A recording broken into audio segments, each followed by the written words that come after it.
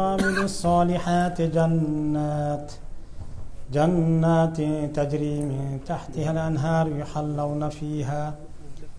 يحلون فيها من أساور من ذهب ولؤلؤا ولباسهم فيها حرير.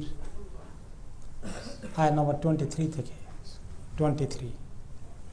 أعوذ بالله من الشيطان.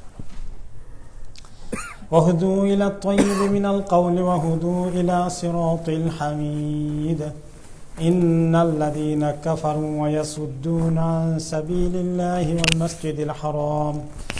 والمسجد الحرام الذي جعلناه للناس سواء العاكف فيه والباد ومن يرد فيه بإلحاد بظلم نذقه من عذاب أليم. وإذ بوأنا لإبراهيم مكان البيت ألا تشرك بي شيئا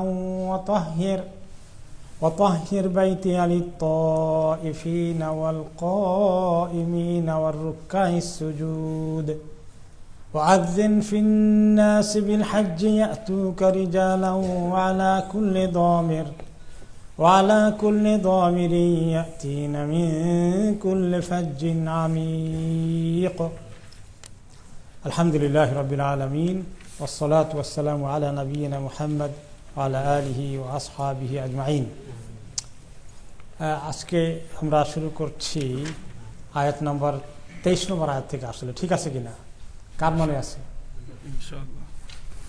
কার মনে নেই? ঠিক আছে, মাশাআল্লাহ, কনফার্ম হলাম একটু।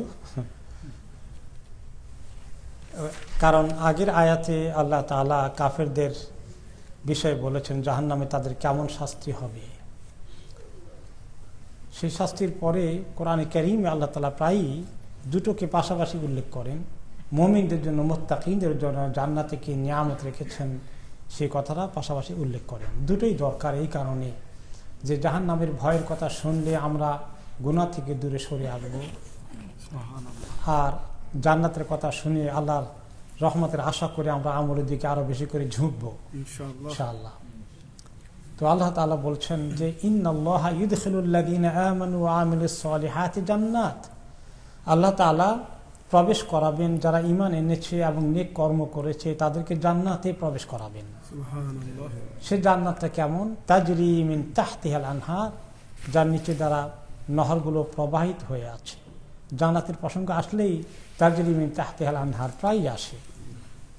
তো এর অর্থ হচ্ছে যে পানিগুলো তাদের পায়ের নিচে থাকবে, তাদের ঝর্ণাধারা এবং পানির নহর এত আশেপাশে থাকবে যে বাগান এবং পানি দুটো একসঙ্গে মিলালে মানুষের সৌন্দর্য উপভোগ করার চরম একটা ব্যবস্থা হয়ে যায়, অনেক উত্তম ব্যবস্থা হয়ে যায়।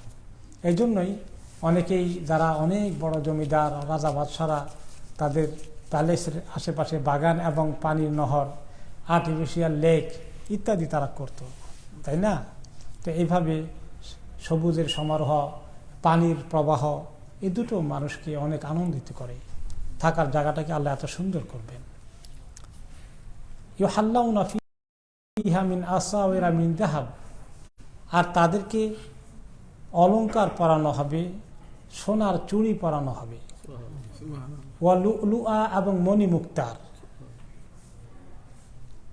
মণিমুক্তার এবং সোনার অলংকার আদি, বিশেষ করে চুড়ির কথা বলা হয়েছে। আমরা জানি অলংকার এবং চুড়ি আজকে এই পৃথিবীতে কাদের জন্যে? মহিলাদের। কোনো পুরুষ যদি চুড়ি পরে, অলংকার পরে, সবাই হাসবে না?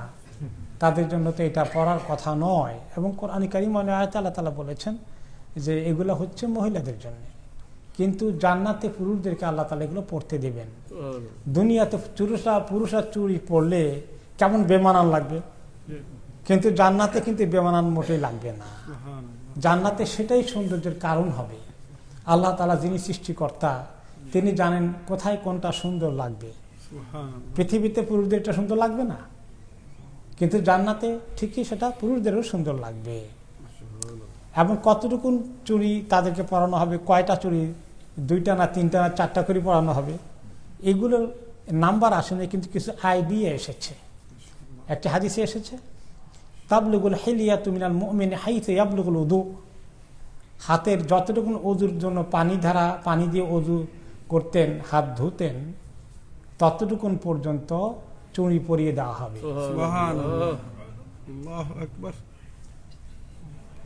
এবং এই জন্য আবু হুরায়রা রাদিয়াল্লাহু আনহু অজু করতে গেলে একটু বেশি করে ধুতেন। তবে আবার সেটা সবাই আমল করার দরকার নেই, এই জন্য যে আবু হুরায়রা রাদিয়াল্লাহু আনহু ওনার আবেগ জজবার আমল আমাদের কাছে গুরুত্বপূর্ণ না রাসূলুল্লাহ সাল্লাল্লাহু আলাইহি সাল্লামের আমল। উনি তো এদুর ধর নাই। আর আল্লাহ তাআলা তো বলে দিয়েছেন, এমের ফাকাইনের কথা বলেছেন, কোনই পর্যন্তই আল্লাহ তাআলা বলে দিয়েছেন, আমরা সেটার মধ্যেই থাকি। তো এই হলো তাদের চুরির খবর। এবং যেখানে থাকবে আরও বহু রকমের মণিমুক্তা, শুধু সাধারণ সোনার চুরি নয়, এটা অনেক কিছু দ্বারা, এই যে এখন অলঙ্কারের মধ্যে বিভিন্ন মণিমুক্তার পাথর ঢুকিয়ে দেয়, তাই না, গলার হারের মধ্যে অনেক কিছুর মধ্যে ঢুকিয়ে দেয়, সেখানে এইভাবে করে মণিমুক্তার অনেক সমাহার থাকবে ইনশাআল্লাহ। ওয়ালিবাসুহুম ফিহা হারির, আর তাদের পোশাক হবে হারির, সিল্কের পোশাক। সিল্কের পোশাক অ্যাগেইন পুরুষদের জন্য দুনিয়াতে হারাম, মহিলাদের জন্য হালাল, কিন্তু আখিরাতে পুরুষদের জন্য হালাল হবে। আর যারা আজকে পৃথিবীতে সোনা পরে পুরুষরা, কেউ কেউ সোনার চেন পরে, আমাদের দেশে অনেকে আপনি দেখবেন পরে, কিনা পরে, সোনার আংটি পরে, সোনার ব্রেসলেটও কোনো কোনো পুরুষ পরে, সোনার চেইনও গলা লাগায় অনেক সময় কোনো কোনো পুরুষ। তো যারা এইভাবে সোনার অলংকার দুনিয়াতে পরবে, আর অনেকেই রেশমি পোশাক পরে, পুরুষরা পাঞ্জাবি পরে, অনেক সময় দেখা যায় এটা সিল্কের, 100% সিল্ক। এইটা যারা দুনিয়াতে পড়বে, হাদিসে এসেছে, যারা দুনিয়াতে এগুলো পড়বে আল্লাহ তাআলা আখিরাতে তাদেরকে এগুলো জান্নাতে দেবেন না। তার মানে তারা জান্নাতে যেতেও পারবে না আল্লাহর হুকুম অমান্য করার কারণে, অবাধ্য হওয়ার কারণে। তো এই জন্য আমরা এগুলো খেয়াল করা দরকার। তবে এই যে বলা হয়েছে পোশাকের বিভিন্ন বর্ণনা অন্যান্য সূরাতে এসেছে, শুধু রেশম নয়, থিয়াবু সুন্দুসিন খুদরিন ওয়া ইস্তাবরাক মুত্তাকিইনা ফিহা আলাল আরাইক, এভাবে করে এসেছে, তাই না। তো সেই সিল্কের ব্যাখ্যাটা এসেছে, সেটা হবে খুব মিহিন, একদম মিহিন সিল্ক, খদর, যেটা নাকি সবুজ রঙের, অনেক সুন্দর হবে এটা। আর ইস্তাবরাক হচ্ছে একটু মোটা কিসিমের রেশম। তো দুটোই থাকবে, হয়তো নিচের দিকে একটু মোটা থাকবে, উপরের দিকে আর একটু মিহিন থাকবে। আবার কোনো কোনো হাদিসের রেওয়ায়েতে এসেছে যে এই জান্নাতের এই পোশাকগুলো ওখানে কোন ফ্যাক্টরিতে তৈরি হবে, কোনো ফ্যাক্টরি নয়, এক ধরনের গাছ আছে, গাছের মধ্যে ফলের মতো করে ধরবে, ওখানে পোশাকগুলো অটোমেটিক রেডি হয়ে থাকবে।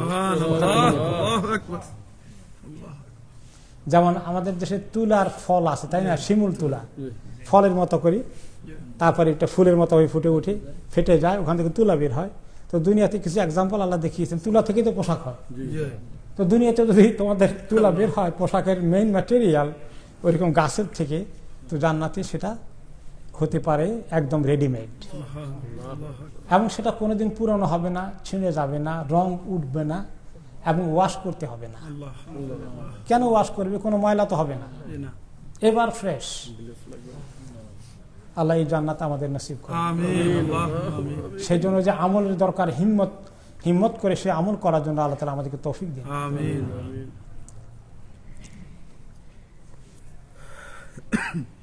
এই জন্য একটা হাদিসে তিনি কি বলেন, যে ওই হাদিসে আবার এসেছে, লা তালবিসুল হারিরা ওয়ালা দিবাজ ফিদ দুনিয়া, দুনিয়াতে হারির এবং দিবাজ পরো না, যেগুলো এই মোটাটা হলো দিবাজ আর হালকাটা হলো হারির, কোনো ধরনের সিল্ক দুনিয়াতে পরো না, কারণ যে ব্যক্তি দুনিয়াতে এটা পরবে, লাম ইয়ালবিসু ফিল আখিরা, সে আখিরাতে এটা পড়তে পারবে না। তাহলে আখিরাতে এটা পড়তে না পারলে জান্নাতে যেতে পারবে না, জান্নাতে না গেলে সেটা পড়বে কেমনি? এই জন্য এই আয়াতের এই হাদিসের ব্যাখ্যায় ওলামা কেরাম আব্দুল্লাহ ইবনে জুবাইর রাদিয়াল্লাহু আনহু বলেছেন, মান লাম ইয়ালবিসুল হারির ফিল আখিরা লাম ইয়াদখুলুল জান্নাহ। তো যে বলা হলো যে আখিরাতে হারির সিল্ক পড়তে পারবে না, তার মানে সে জান্নাতে যেতে পারবে না।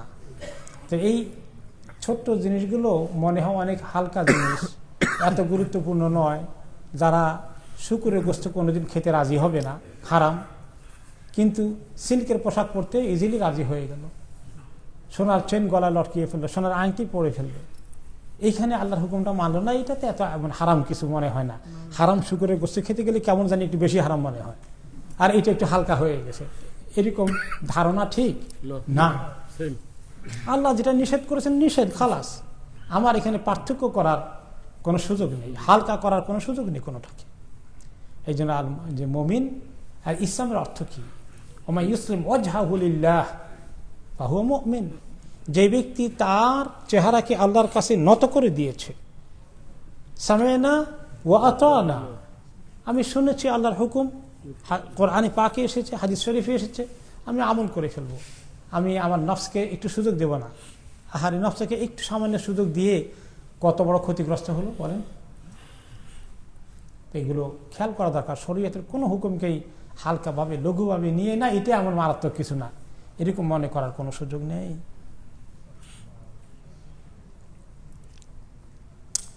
এরপরে হচ্ছে যে সেখানে আল্লাহ তাআলা তাদেরকে যে রাখবেন, তারা দেখা সাক্ষাৎ হবে, কথাবার্তা হবে, কেমন কথাবার্তা সেখানে হবে সেগুলো কথা হচ্ছে ওয়াহুদু ইলা তাইয়্যিবি মিনাল কাওলি ওয়াহুদু ইলা সিরাতিল হামিদ। তারা হেদায়েত পেয়েছে, তাদেরকে হেদায়েত দেওয়া হয়েছে সুন্দর কথা বলার দিকে, আর তাদেরকে হেদায়েত দেওয়া হয়েছে যে যিনি সব প্রশংসিত আল্লাহ, তার রাস্তার দিকে চলার জন্য তাদেরকে তৌফিক দেওয়া হয়েছে, হেদায়েত দেওয়া হয়েছে। এটা দুনিয়াতেও এই কথাটা প্রযোজ্য এবং আখিরাতেও। দুনিয়াতে আখিরাতে এটা প্রযোজ্য এই কারণে যে আখিরাতে সেখানে তারা যা কথাবার্তা বলবেন জান্নাতীরা, সবগুলো কথা তয়্যিব, সবগুলো কথা ভালো, উত্তম, খুব ভালো কথাবার্তা। জান্নাতের মধ্যে কোনোদিন কারো তর্ক বিতর্ক হবে না, কেউ কোনোদিন খোঁচা দিবে যে এখন তো দুইজনেই জান্নাতে আসে, যা কষ্ট আমাকে দিচ্ছেন মনে আছে কিছু, এইগুলা কিচ্ছু হবে না। সুবহানাল্লাহ, এগুলো কিচ্ছু হবে না। তার কারণ কি? এগুলো যাতে না হয়, জান্নাতে ঢুকানোর আগে আল্লাহ তাআলা বিশাল পবিত্র করার পানি আছে, ওখানে গোসল করাই নেবেন, গোসল করে ভিতরে সব ধৌত করে ফেলবেন, যাতে কারো বিরুদ্ধে অনেক সময় আসে যে দুনিয়াতে আমাকে এমন কষ্ট দিয়েছে, এখন যদিও বন্ধু, এখন অনেক কাছাকাছি, এখন অনেক আমাদের আর কোনো দূরত্ব নাই, কিন্তু ওই কথাটা মনের মধ্যে মাঝে মাঝে খোঁচা দেয়, হয় কিনা? এরকম হয়, কিন্তু ওখানে মনের মধ্যে কথাটা খোঁচা দেবে না কখনো। এমনভাবে আল্লাহ তাআলা ভুলিয়ে দেবেন, এত একে অপরের প্রতি এত ক্লিয়ার করে দিবেন, কাজে কোনো ভালো কথা ছাড়া কোনো বাজে কথা, অন্যায় কথা, তর্ক বিতর্ক, ঝগড়া কিছুই হবে না। দুনিয়াতে মিয়া বিবির মধ্যে অনেক মায়া মমতা ভালোবাসা আছে, তারপরে মাঝে মাঝে টক্কর লেগে যায়। কার কার হয় না? কোনোদিন জীবনে টক্কর হয় না? হাত তোলেন দেখি। কেউ হাত তুলতে পারবো না, আমরা কেউ পারবো না। এগুলো হয়ে যায়, দুনিয়ার মধ্যে দুর্বলতা আমাদের আছে, কিন্তু আখিরাতে হবে না, কোনোদিন হবে না। এত দিনের হায়াত, এত লম্বা হায়াত, একটি কথাও কারো সঙ্গে, না মিয়া বিবি, না কোনো মানুষের কোনো মানুষের কোনো কথাবার্তা হবে তাইয়েব, শুধুমাত্র তাইয়েব, শুধু ভালো কথা, শুধু সুন্দর কথা, যে কথা বলতে ভালো লাগবে, শুনতে ভালো লাগবে, যে কথা কোনো কষ্টের কারণ হবে না। এটা হলো আখিরাতে।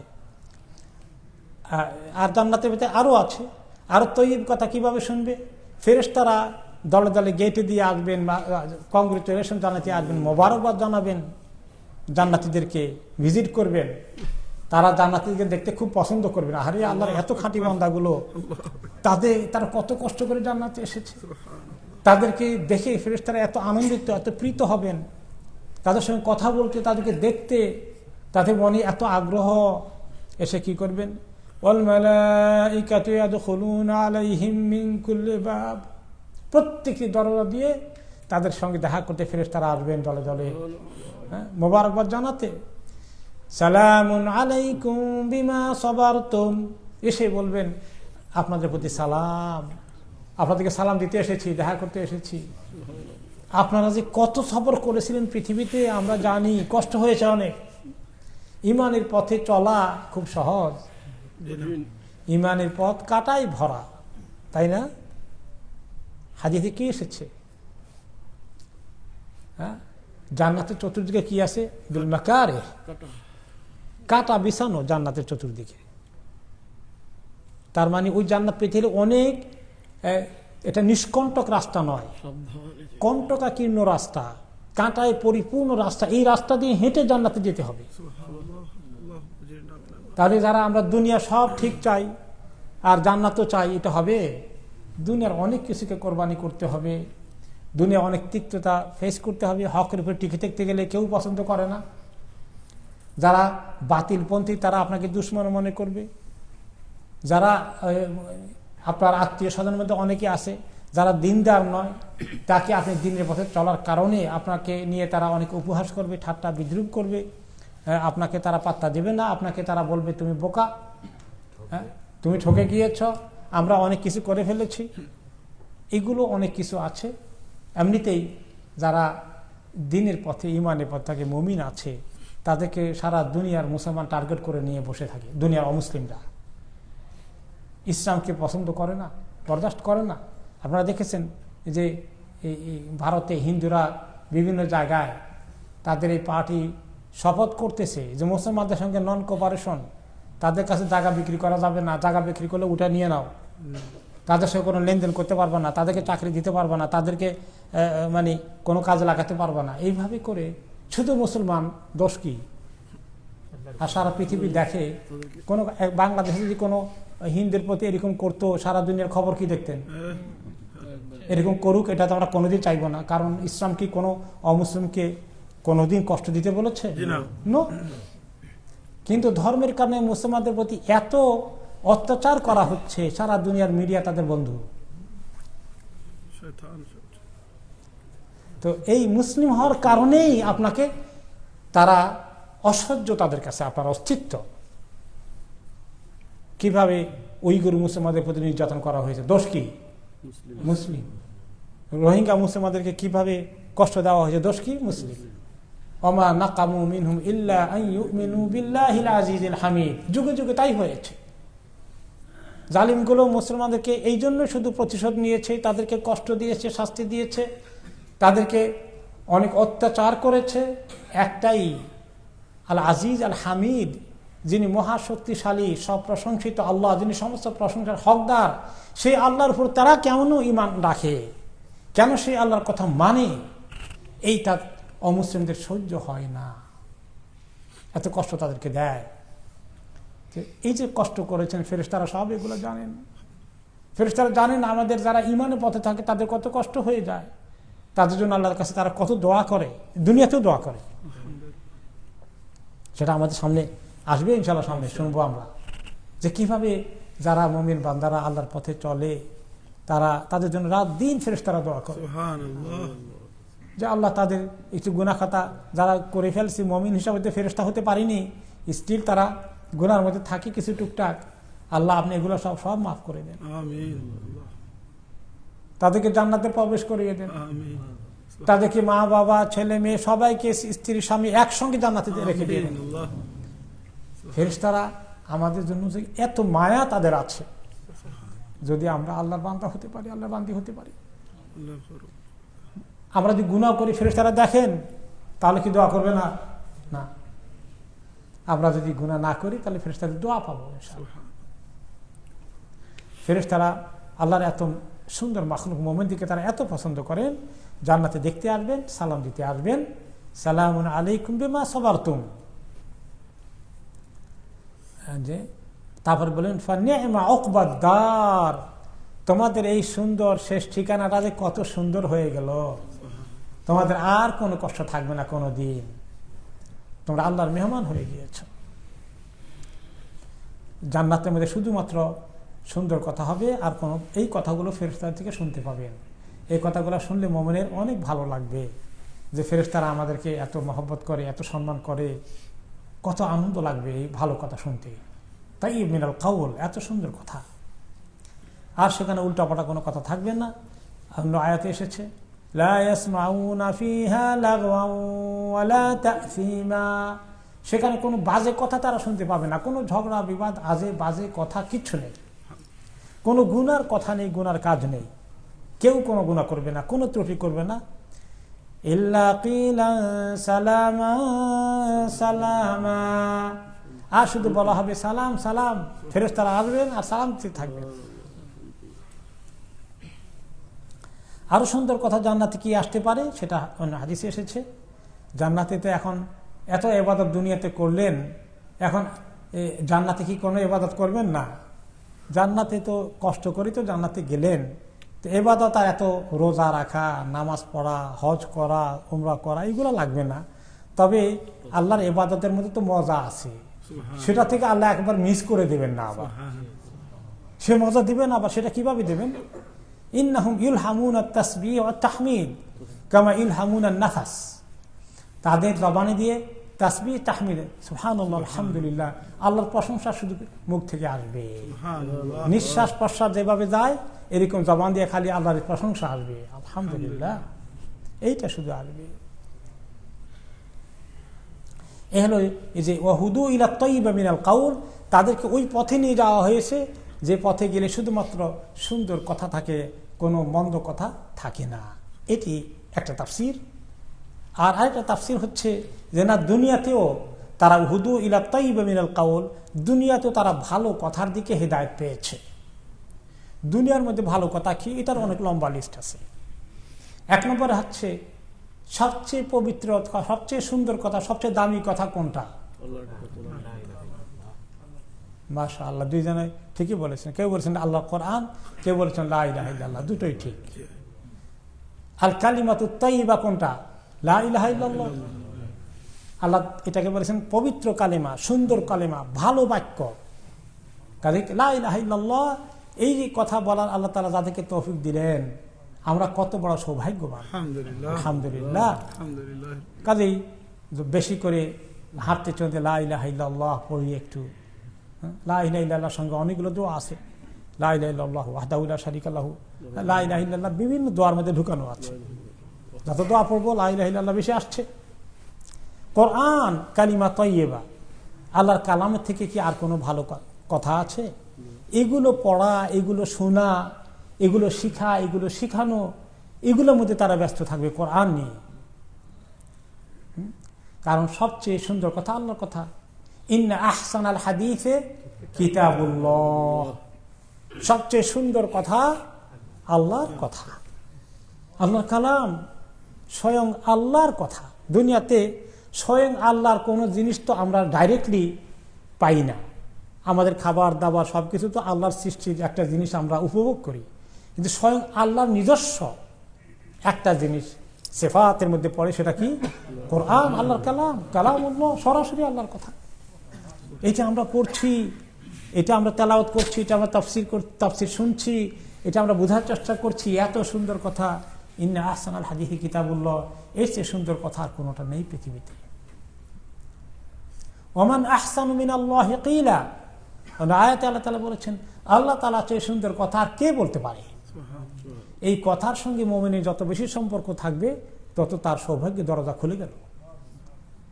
অনেক সময়, দীর্ঘ সময় যে ব্যক্তি কোরআন তেলাওয়াত করে, কোরআনকে বোঝার চেষ্টা করে, কোরআনকে তাদাব্বুর করার চেষ্টা করে, কোরআনের থেকে মেসেজ নেওয়ার চেষ্টা করে, কোরআনের তাফসীর শোনার চেষ্টা করে, কোরআনের মাজলিসে হাজির হয়, এগুলো কি ভালো জিনিস না? এগুলো থেকে ভালো জিনিস দুনিয়াতে কি আছে আর? এগুলো যাদের কিসমত ভালো, এই দিকে তাদেরকে হেদায়েত দিয়েছেন আল্লাহ তাআলা, এদিকে হেদায়েত দিয়েছেন, কোরআনের দিকে তাদেরকে হেদায়েত দিয়েছেন। এছাড়া যত ভালো কথা, নামাজের মধ্যে অনেক কথা বলি আমরা, সেই কথাগুলো কার সাথে বলি? আল্লাহ তাআলার সাথে বলি। এত ভালো কথা, তারা নামাজের মধ্যে আল্লাহকে জিকির করে, ডাকে, কোরআন তেলাওয়াত থেকে শুরু করে দোয়া, আযকার, তাহিয়াত, সবগুলো আত-তাইয়্যিব মিনাল কাউল, হুদু ইলা তাইয়্যিব মিনাল কাউল, সুন্দর কথাগুলো চলছে আমাদের। যত নামাজ বেশি লম্বা হবে, তত নামাজ বেশি পড়বো, আল্লাহর সঙ্গে আল্লাহর কথাগুলো, সুন্দর কথাগুলো বলছি, আমাদের কথার পরিমাণ লেখা হচ্ছে, লেখা হচ্ছে, লেখা হচ্ছে। প্রত্যেকটি দোয়া, প্রত্যেকটি কোরআনের আয়াত, প্রত্যেকটি শব্দ লেখা হচ্ছে না? যার অনেক বেশি আছে তার পরিমাণ কি হবে? আল্লাহ। যার অল্প আছে অল্প থাকবে। আজকার গুলো সকাল সন্ধ্যার দিকের গুলো যে নিয়মিত পড়ে, প্রতিদিন সকালে পড়ছে আসবানা ও আসবাল মুলকুলিল্লাহ, প্রতিদিন সন্ধ্যায় পড়ছে আমসাইনা ও আমসাল মুলকুলিল্লাহ, এই যে প্রতিদিন পড়া হচ্ছে, আমাদের অনেকে আছেন তাদেরকে আল্লাহ তৌফিক দিয়েছেন, প্রতিদিনই পড়ছেন, প্রতি রাতেই পড়ছেন শোয়ার আগে। কিন্তু আমাদের অনেকের অভ্যাস নাই যে আমরা প্রতিদিন এই এতগুলো জিকির আছে, হিসনুল মুসলিমের মধ্যে আছে না, অনেকগুলো 10-20 মতো আছে না জিকির, এগুলো পড়ছেন সন্ধ্যাবেলা প্রতিদিন পড়ছেন, রাত্রে শোয়ার আগে পড়ছেন। যারা এগুলো পড়ছেন, যারা পড়েন না, বেশ কম কত। তো এখন যারা যারা এখনো পড়া ধরিনি, পড়া ধরবো না এখন ইনশাআল্লাহ, আর কত মিস করব, হায়াত কোন সময় শেষ হয়ে যায়, ধরে ধরে আমল নামা ভর্তি করে ফেলি, পড়ি। তো এইভাবে আজকারগুলো আসে। এরপরে আরো সুন্দর কথা আছে, যেমন আপনি দ্বীনের দিকে দাওয়াত দিচ্ছেন লোকদেরকে, দ্বীনের কথা বলেন, এটা তো অনেক সুন্দর কথা। ওমান আহসানু কাওলাম মিম্মান দাআ ইলাল্লাহি ওয়া আমিলা সলিহা, এর চেয়ে ভালো কথা কে বলে যে ব্যক্তি মানুষকে আল্লাহর দিকে ডাকে, আল্লাহর দিকে আসো, আল্লাহর দিকে আসো, আর শুধু মুখে বলে না, ও আমিলা সলিহা, নিজে আমলও করে। তাহলে সুন্দর কথা বলাটাই এনাফ নয়। যদি আমিলা সলিহা না থাকে, সুন্দর কথার দাম আল্লাহর কাছে বেশি থাকবে না। আল্লাহ তাআলা যেন আমাদেরকে কথার সঙ্গে সঙ্গে আমলের জন্য তৌফিক দান করেন। তাহলে এই দিনই কথা, মানুষকে দিনের দিকে দাওয়াত দেওয়া, দিনের দিকে ডাকা, এটা অনেক সুন্দর আমল, সুন্দর কথা। আর তাইয়িব মিনাল কাউল। এছাড়া আপনি যদি কেউ আপনার কাছে ভালো পরামর্শ চায়, তাকে একটা পরামর্শ দিয়ে সুন্দর করে দিয়ে দেন, এটা আপনি অনেক নেকি পেয়ে যাবেন। সুন্দর কথা বলেছেন। মানুষের মধ্যে দরবার লেগে গেছে, দুই পরিবারের মধ্যে, দুই গোষ্ঠীর মধ্যে, দুই দলের মধ্যে, আপনি সেখানে থামিয়ে দিচ্ছেন, মধ্যস্থতার ভূমিকা পালন করছেন, তাদেরকে ইসলাহ করিয়ে দিচ্ছেন, এটা অনেক সুন্দর আমল। এই কথাগুলো মানুষকে ফিতনা ফাসাদ থেকে থামিয়ে দেবে। তাদের মধ্যে আন্ডারস্ট্যান্ডিং পয়দা হয়ে গেল, স্বামী স্ত্রীর মধ্যে ঝগড়া হয়েছে, আপনি তাদেরকে উভয়কে বুঝিয়ে সঠিক রাস্তায় নিয়ে আসছেন, এটা অনেক সুন্দর কথা। এই কথাগুলোকে আল্লাহ অনেক পছন্দ করে। এভাবে সুন্দর সুন্দর কথাগুলো বলা দরকার। নিজেরা কথাবার্তা বলতে গেলে এইখানে যাতে করে কোনো বাজে কথা না আসে, সেগুলোকে পরিহার করা দরকার। বসে আমরা কয়েকজন গল্প গুজব করছি, চা খাচ্ছি, সিটিং রুমে বসে মেহমান আসছে, 1-2 ঘন্টা আমরা কথাবার্তা বললাম, যাতে কথাগুলো মানে তাইয়িব মিনাল কাউল হয়। যদি অন্যের প্রসঙ্গ নিয়ে আসি, টেলিফোনে বসে শুনছেন নাকি অমুকে কী করেছে, তার খবর পেয়েছেন, এইরকম তো কাণ্ড ঘটিয়েছে, এইভাবে করে করে শুধু পেশাল পাচ্ছি আমরা, এগুলা সুন্দর কথা? এগুলা কিন্তু অনেক সময় শয়তান খুব মজা লাগিয়ে দেয়। শুনছেন নাকি অমুকের খবর আছে, আপনাকে দারুণ খবর একটা বলি, তার ভেজাল একটা লাগছে। আর যিনি বলে তার কাছে যেমন মজা লাগে, যিনি শুনে আরো বেশি মজা লাগে। ইয়া আল্লাহ, এইগুলো চর্চা করা ভালো হবে?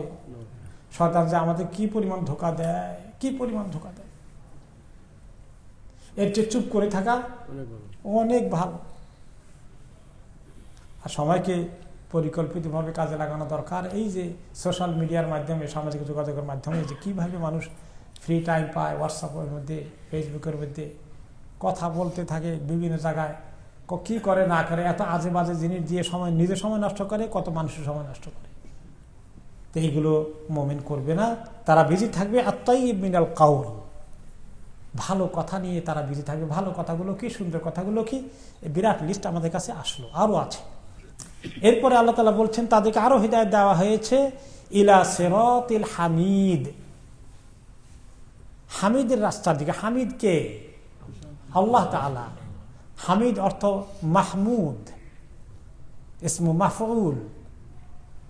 যারা আরবি বুঝেন, এটা ইসমে ফাইল মুবালাগা, কিন্তু এর অর্থ হয়ে যাচ্ছে ইসমে মাফউল। যেমন কাতিল, জারিহ, ইসমে ফাইল হলো, এগুলো দ্বারা ইসমে মাফউল বোঝানো হয়। যে আল্লাহ প্রশংসিত, সেই আল্লাহর রাস্তা দিকে তাদেরকে হেদায়েত দেওয়া হয়েছে। সে আল্লাহর রাস্তা হচ্ছে আস-সিরাতুল মুস্তাকিম। যে রাস্তা, যেই ব্যক্তি দুনিয়ার মধ্যে এই সিরাতুল মুস্তাকিমের পথে থেকেছে, তার জন্য জাহান্নামের উপরে যে সিরাত আছে, সেই সিরাতটা কোথায় গিয়ে শেষ হয়েছে? জান্নাতে। ওই জায়গায় সে সহজেই পার হয়ে যাবে। দুনিয়াতে সিরাতুল মুস্তাকিম, কত দুনিয়াতে সিরাতুল মুস্তাকিমের পথে টিকে থাকা এত সহজ নয়। চতুর্দিক থেকে শয়তান আমাদেরকে ডাকে, তার কত আকর্ষণ আছে, কত আকর্ষণ আছে, আকর্ষণগুলোকে আমাদের সামনে তুলে ধরে, কিন্তু তারা আল্লাহর রাস্তাকে মজবুত করে ধরে। তারা আল্লাহর কাছে রাত দিন দরখাস্ত দেয়, ইহদিনাস সিরাতাল মুস্তাকিম, এবং তারা সেখানে থাকার চেষ্টা করে। শয়তান বক্র পথে নিতে গেলে তারা যায় না, চলে গেলে তওবা করে সঙ্গে সঙ্গে ফেরত আসে। এই জন্য সিরাতুল মুস্তাকিমের এক্সাম্পল হাদিসে কি এসেছে, এটা হচ্ছে আমরা টানেল দিয়ে গিয়েছেন তো কেউ, তাই না? সুড়ঙ্গ পথ, টানেলের দুই পাশে কি আছে? ওয়াল আছে, উপরে ছাদের মতো আছে, ঢুকের আমরা এখান দিয়ে। হাদিসে এসেছে যে মানুষ যখন এভাবে দুনিয়া আলো এক্সাম্পল দিয়েছেন যে সিরাতুল মুস্তাকিমের টানেলের মতো দুই পাশে ওয়াল আছে, সামনে সুড়ঙ্গ পথের মুখে একজন বলে দেয় যে সোজা চলে যেও, ডানে বামে যেও না। আরেকজন উপরের থেকে আবার নির্দেশ দেয় সেই জিনিস, সোজা চলে যাও, ডানে পথে তাকিও না, ডানে বামে তাকিও না। দোনো পথে এই সিরাতুল মুস্তাকিমের দোনো দিকে যে ওয়াল আছে, ওয়ালের গুলোর এই দরজার মতো করে করে করে করে করে করা আছে অনেকগুলো। প্রত্যেকটি দরজার মুখে পর্দা, মোটা পর্দা ঝুলানো আছে। আর নির্দেশ দেওয়া হচ্ছে, খবরদার কেউ পর্দা উল্টিয়ে দেখবা না, একদম সোজা সামনের দিকে চলে যাবা, তাহলে তুমি সিরাতুল মুস্তাকিম আসো। যদি একবার পর্দা উল্টেই দেখো, ডানের এই বিকল্প রাস্তা দিয়ে কি গেছে, বামের ওদিকে কি গেল, ওই রাস্তায় কি আছে, আমি একটু দেখি, খবরদার এটা খুলবা না, খুললে কি আছে, শয়তান ওটার মুখে দাঁড়িয়ে থাকে, প্রত্যেকটি গেটের মুখে দাঁড়িয়ে আছে, পর্দা যেখানে দেওয়া আছে। এই পর্দা খুলে এখানে ঢুকো, এইখান দিয়ে সিরাতুল মুস্তাকিম, ওইদিকে না, আপনাকে ধোকা দিবে। এখানে ঢুকো ঢুকো ঢুকো, ডানে ঢুকো, বামে ঢুকো, ওই গেটে ঢুকো, ওই গেটে ঢুকো। প্রত্যেকটি রাস্তার মুখে মুখে শয়তান তার তামসা খাড়া করে রেখেছে। একবার উঁকি মারি দেখলে এটার আকর্ষণ টান দিয়ে আপনাকে নিয়ে যাবে।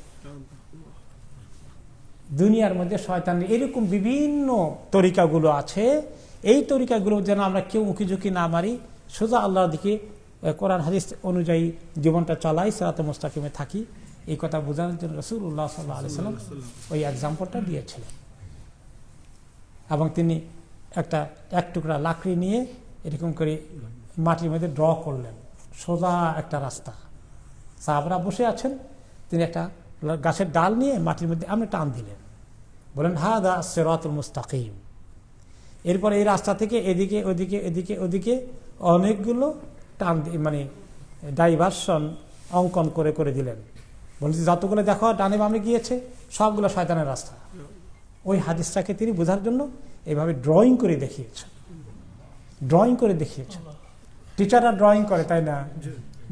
বোর্ডে ড্রয়িং করেছে, আমাদের ছোটকালে দেখেছি। রাসূলুল্লাহ সাল্লাল্লাহু আলাইহি ওয়াসাল্লাম অনেক ভালো শিক্ষক ছিলেন না? তিনি ছিলেন সবচেয়ে উত্তম শিক্ষক। ইন্নামা বুইসতু মুআল্লিমান, আমাকে শিক্ষক হিসাবে পাঠানো হয়েছে। তিনি শিক্ষা দেওয়ার জন্য তৎকালীন জামানায় এরকম আর কোনো টেকনোলজি ছিল না।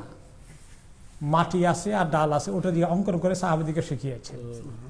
এবং তিনি একজন ভালো ট্রেইনড টিচার ভালো হতে হলে ট্রেনিং নেওয়া লাগে, জানেন তো? বাংলাদেশে কি কি টিচার ট্রেনিং নেয় বলেন তো? নিচের দিকে আছে পিটিআই করে, প্রাইমারি টিচার্স ট্রেনিং ইনস্টিটিউট, ওখানে ট্রেনিং দিয়ে তারপরে পড়ায়। আবার হাই স্কুলে বিএড আছে, কলেজের জন্য বা হাই স্কুলের জন্য এমএড আছে, এডুকেশন। এটা এডুকেশন একটা সায়েন্স, একটা সাবজেক্ট। এখন কলেজে ইউনিভার্সিটি এগুলা পড়ে এবং পড়ায় টিচার হওয়ার জন্য কি কি স্কিল লাগবে, কি কি টিচিং এইড ইউজ করবে। রাসূলুল্লাহ সাল্লাল্লাহু আলাইহি ওয়াসাল্লাম অনেক টিচিং এই টেকনিকগুলো তিনি ইউজ করেছেন, যেগুলা ওই জমানায় ছিল, তিনি এগুলো ইউজ করতেন। তার মধ্যে একটা হলো এরকম ড্রয়িং করেছেন।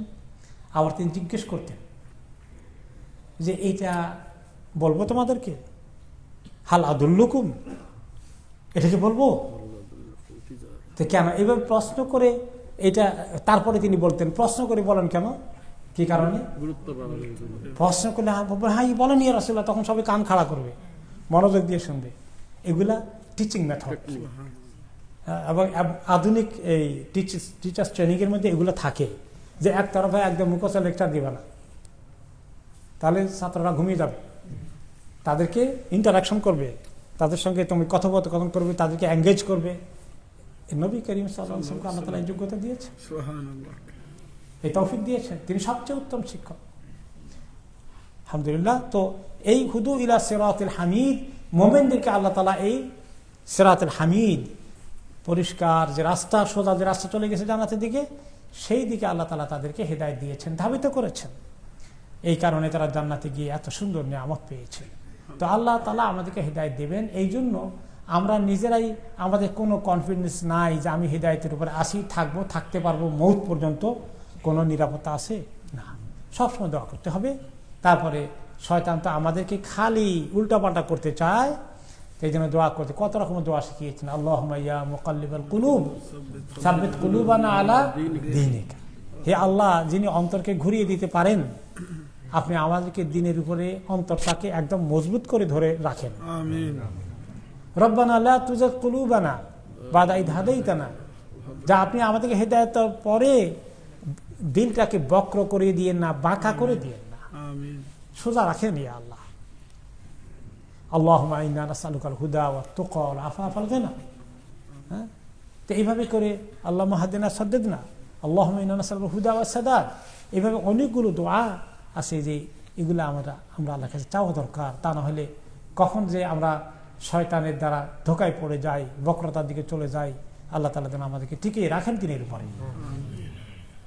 তো মুমিনদেরকে আল্লাহ তাআলা কি পুরস্কার দিবেন সে কথাটা আসলো এই দুই আয়াতে। এখন আল্লাহ তাআলা বলছেন যে এর বিপরীত যারা কুফরি রাস্তা অবলম্বন করেছে, মুমিন হবে না, ঈমানের রাস্তায় আসবে না, কুফরির মধ্যেই টিকে থাকবে, কুফরির জন্যই তারা যুদ্ধ করবে।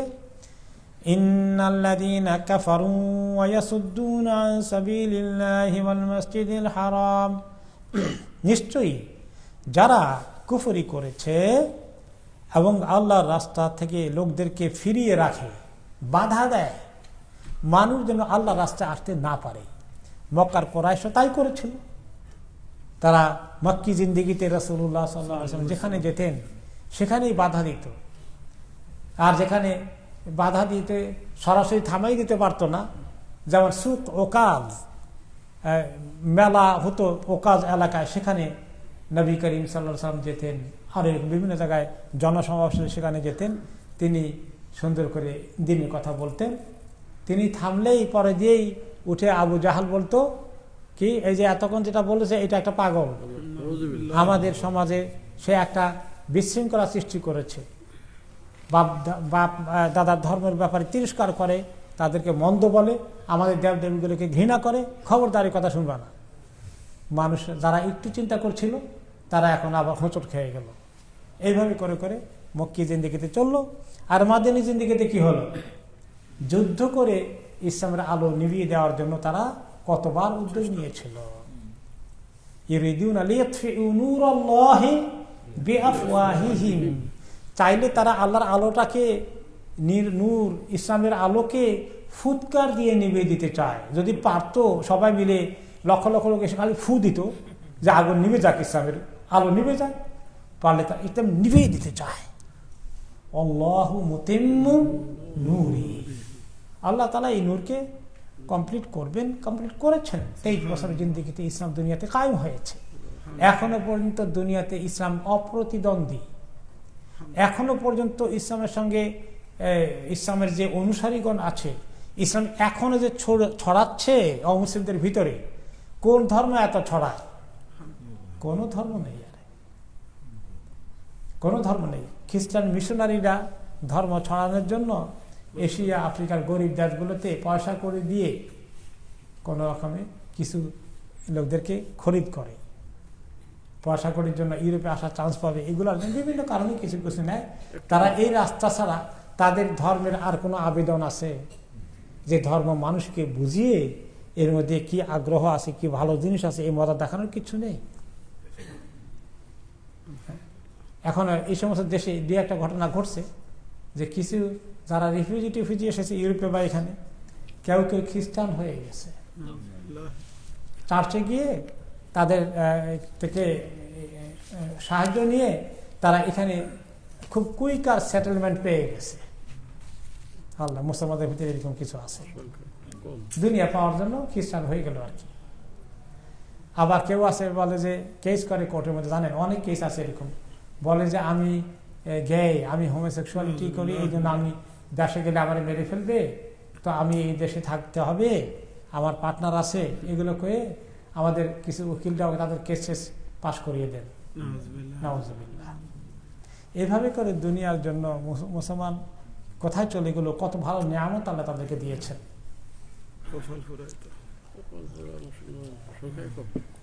তারা যারা কাফের, তারাই আল্লাহ রাস্তায় বাধা দিতে চায়। আজকের জামানা সারা পৃথিবীতে ওই পাশ্চাত্য দেশগুলোর মধ্যে নিজেদের ভিতরে অনেক কামড়াকামড়ি আছে, কিন্তু সব কামড়াকামড়ি বাদ দিয়ে ইসলামের বিষয়ে আসলে সবাই কি হয়ে যায়, এক হয়ে যায়। সারা দুনিয়ার মিডিয়াগুলো ইসলামের বন্ধু না দুশমন? মুসলিম দেশের মিডিয়াগুলো ইসলামের বন্ধু না দুশমন? মুসলিম দেশের মিডিয়াগুলো ইসলামের দুশমন। তারা কিছু ওখান থেকে এদের কিছু পায় আর কি, তাদের কিছু কি বলে এটাকে উচ্ছেদ, তাদের উচ্ছিষ্ট কিছু দেয়, ওটা খেয়ে মিডিয়াগুলো ইসলামের দুশ্মনী করছে মুসলিম নামধারী লোকগুলো। এইভাবে ইয়াসুদ্দুন, টার্গেট কি? ইয়াসুদ্দুন আন সাবিলিল্লাহ, লোকদেরকে ইসলাম থেকে সরিয়ে নেওয়া, ইসলাম থেকে আসতে বাধা দেওয়া, এটা তারা করে। এবং কাফেররা মক্কায় কি করেছিল? ওয়াল মাসজিদুল হারাম, মসজিদে হারামে আসতে দেয়নি। মদিনায় কত কষ্ট হয়েছে, ওনারা মসজিদে হারামে আসতে পারেন না, ইবাদত করতে পারেন না, উমরা করতে পারেন না, হজ করতে পারেন না। হিজরত করার পরে কতদিন পারেন নাই, আর তারা শিরক ওয়ালারা আল্লাহর ঘরের মধ্যে ঘোরাঘুরি করছে। তাওহীদ ওয়ালারা আল্লাহর ঘরে জিয়ারত থেকে বঞ্চিত, রাসূলুল্লাহ সাল্লাল্লাহু আলাইহি ওয়াসাল্লাম, সাহাবায়ে কেরাম। আর আল্লাহ তাআলা বলেন, এই মসজিদ হারামকে তো আমি বানিয়েছি কেন? লিন্নাস, এ সমস্ত মানুষকে আসার জন্য যারা তাওহীদে বিশ্বাসী, সাওয়াআনিল আকিফু ফিহি ওয়াল বাদ, এখানে যারা থাকে, এখানে যারা বসবাস করে, সেখানে তারা, এবং আলবাদ যারা দূর থেকে আসে, যারা অন্য জায়গা থেকে আসে, তারা সবাই জন্যই এই মসজিদে হারামকে আল্লাহর উদ্দেশ্যেই, ইবাদতের উদ্দেশ্যে বানানো হয়েছে। ইন্না আউওয়ালা বাইতিন উদিআ লিন-নাসি লিল্লাযী বিবাক্কা, এই বাক্কা মানে মক্কা শহরে প্রথম যে ঘর আল্লাহর ইবাদতের জন্য পৃথিবীতে বানানো হয়েছে, সেই ঘরকে আসতে, আল্লাহর ইবাদত করতে যারা বাধা দেয়, তারা সবাই তাদের যে সীমা লঙ্ঘন করে। ওমাই ইউরিদ ফীহি বিইলহাদিন বিযুলমিন নুযিক্হু মিন আযাবিন আলীম। আর এই ঘরের মধ্যে এসে বা ওই ঘরের এরিয়া হারাম এলাকায় যে ব্যক্তি কোনো ধরনের ইলহাদ করে, আল্লাহর বিরুদ্ধে দুশমনী করে, সেখানে আল্লাহকে মানে না, অথবা কোনো ধরনের জুলুম, শিরক, কুফরি এবং কোনো ধরনের অত্যাচার, অশান্তি ছড়িয়ে দেয়, তাকে আমি অবশ্যই কঠিন আযাবের স্বাদ আস্বাদন করাবো, তাকে অবশ্যই আমি কঠিন শাস্তির ব্যবস্থা করব। তো আল্লাহ তাআলা এই ইসলামের দুশমনদেরকে সেখানে রাখেন নাই বেশি দিন, কিন্তু যতদিন তারা ছিল অনেক দুশমনী করেছে। তারপরে মদিনা থেকে যাওয়ার পর, ফতেহ মক্কার পরে আল্লাহ তাআলা এই ঘরকে মুক্ত করেছেন। আলহামদুলিল্লাহ, এখনো পর্যন্ত সেই ঘর আল্লাহর তাওহীদের কেন্দ্র হয়ে আছে, কিয়ামত পর্যন্ত ইনশাআল্লাহ থাকবে আশা করা যায়। আল্লাহ রাব্বুল আলামিন এই ঘরকে আবাদ করেছেন। এই ঘরের দুশমনী যারা করেছিল, যুগে যুগে তাদেরকে আল্লাহ হালাক করে দিয়েছেন।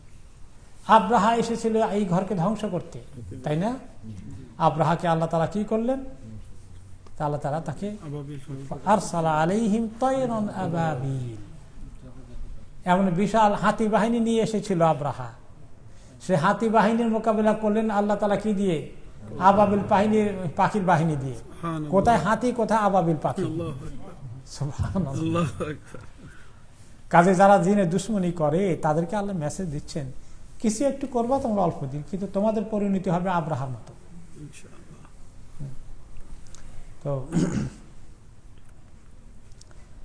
তো এইভাবে করে আল্লাহ তাআলা কাফেরদেরকে থ্রেট দিচ্ছেন যে তাদের জন্য তিনি নুযিক্হু মিন আযাবিন আলীম, কঠিন শাস্তি আল্লাহ তাদেরকে দেবেন।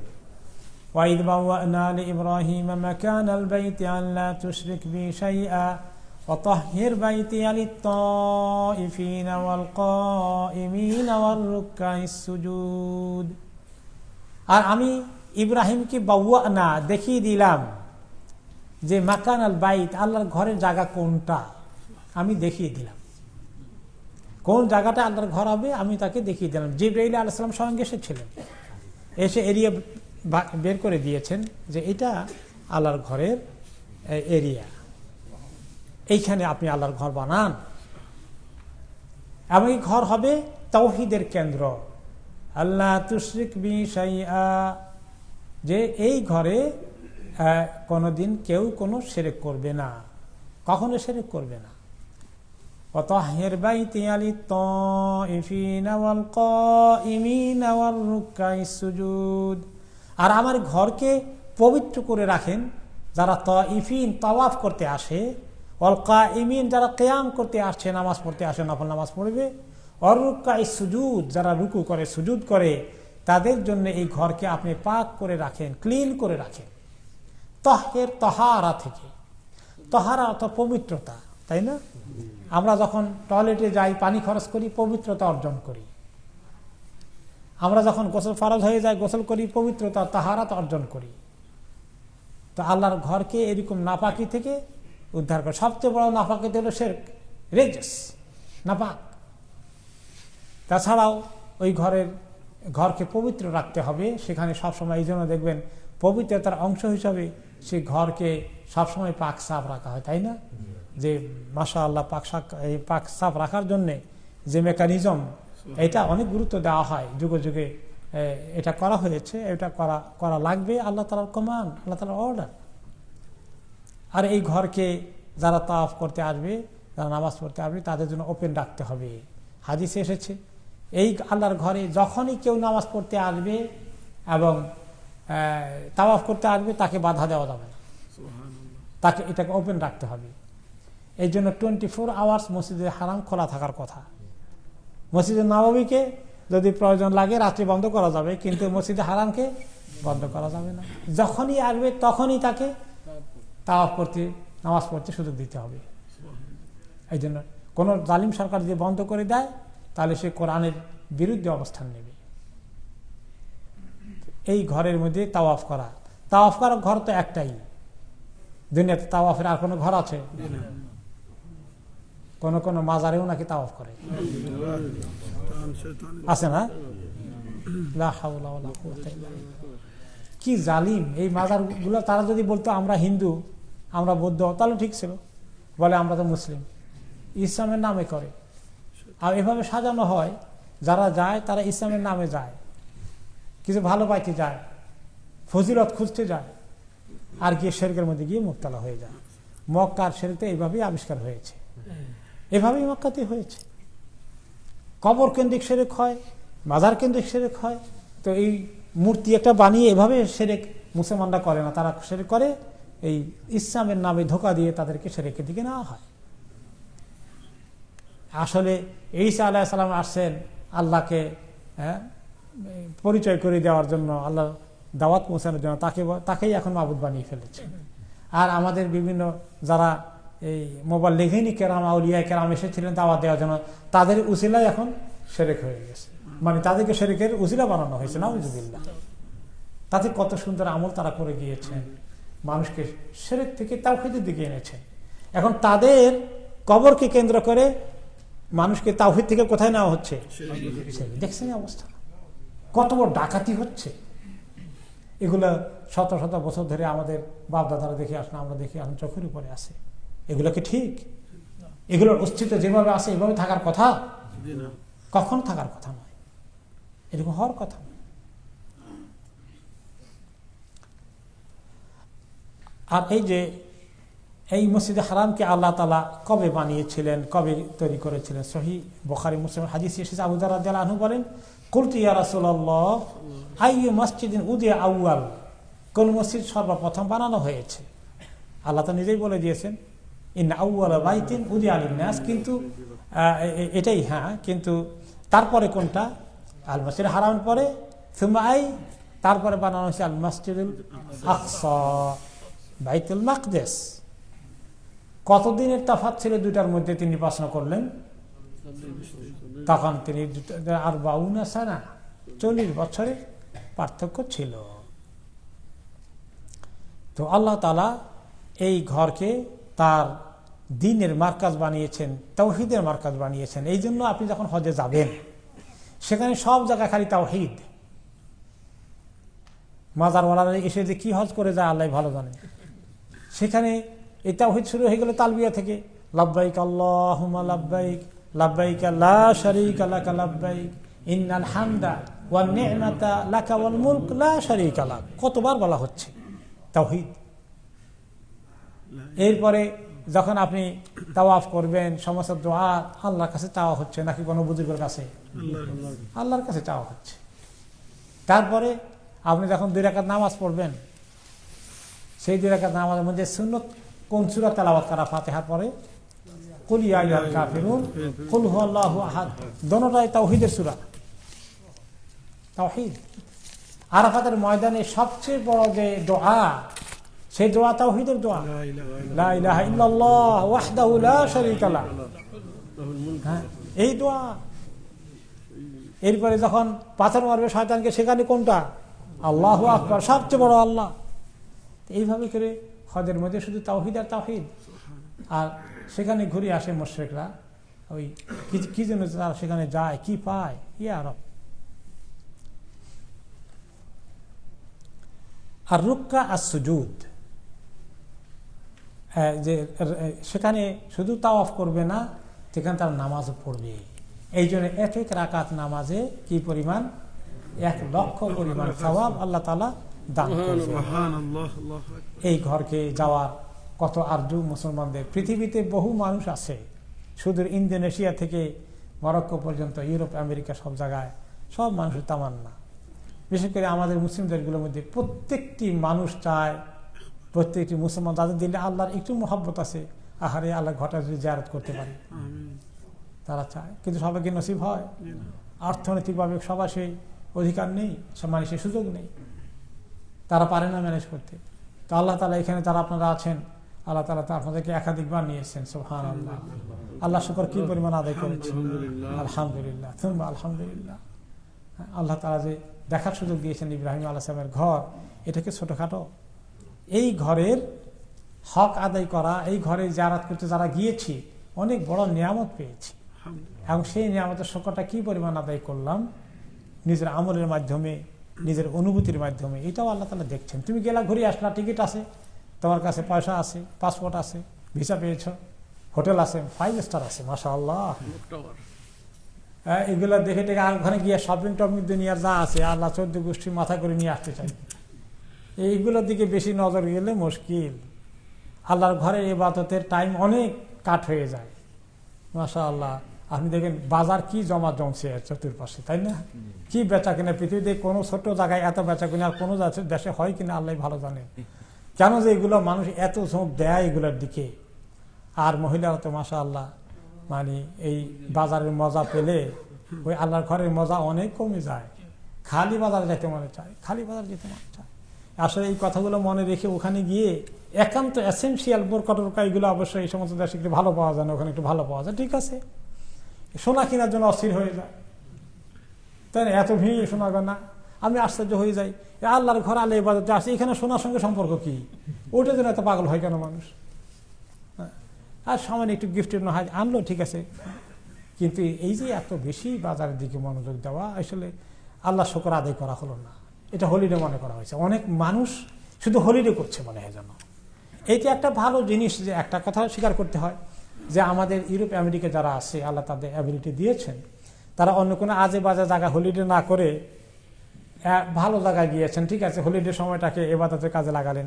কিন্তু মনে রাখতে হবে হলিডে কনসেপ্ট যেন মাথার মধ্যে না ঢুকে, এই ইবাদতের কনসেপ্টটা যেন মাথাকে অকুপাই করে রাখে। তাহলে আলহামদুলিল্লাহ আমি ঠিকই আল্লাহর নিয়ামতটার কদর করলাম। আল্লাহ আমাকে সেখানে নিয়ে গেলেন, আমি বাজারে বাজারে ঘুরছি, তো তাহলে আমি আল্লাহর নিয়ামতের কদর করলাম ঠিক মতো না? এগুলো একটু মাইন্ডে রাখতে হবে। আমরা তো অনেকে যাওয়ার সুযোগ দিচ্ছেন, আল্লাহ তাআলা এই জানার সুযোগটাকে সত্যিকার অর্থে যেটা যেভাবে ওই সুযোগটাকে ব্যবহার করলে আল্লাহ তাআলা বুঝবেন যে আমার বান্দাকে সুযোগ দিয়েছি, সে যেভাবে করা দরকার সেভাবেই করেছে, এইটা হলে আল্লাহ তাআলা কত খুশি হবেন।